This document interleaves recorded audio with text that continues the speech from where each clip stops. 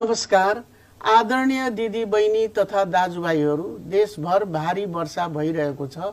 जल तथा मौसम विज्ञान विभागका अनुसार अझै 2 दिन निरन्तर वर्षा हुने सम्भावना छ। हामी बाढी, पहिरो, डुबान र कटानको उच्च जोखिममा छौं र जोखिमको परिस्थिति बढ्ने क्रममा छ।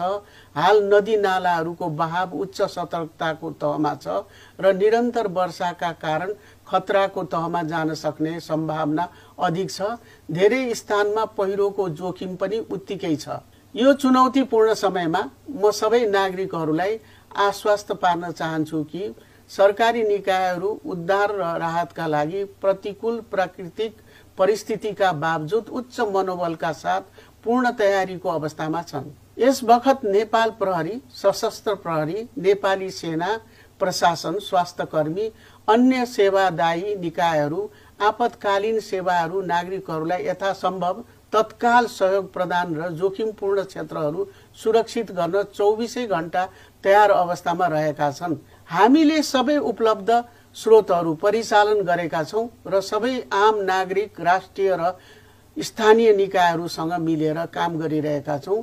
हामी महत्त्वपूर्ण राजमार्ग तथा अन्य अत्यावश्यक पूर्वाधारको सक्रिय रूपमा निगरानी गरिरहेका छौं र अवस्थाले अनुमति दिने बित्तिकै सडक मार्गहरू पुनः खोल्नलाई प्राथमिकता दिनेछौं।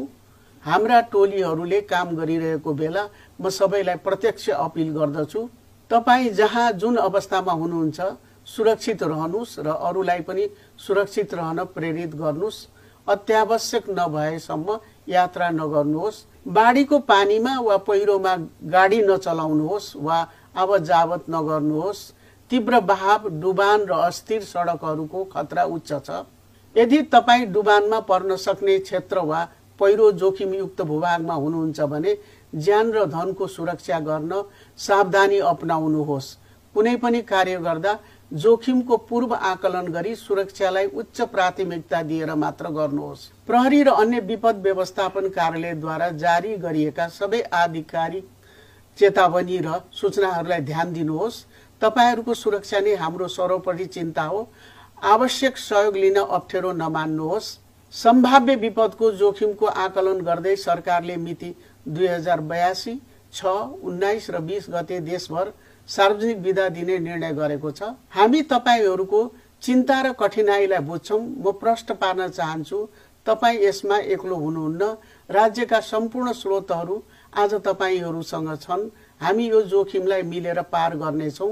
हामी नियमित रूपमा अद्यावधिक सूचना तथा जानकारीहरू प्रसारण गरिरहनेछौं। अन्तमा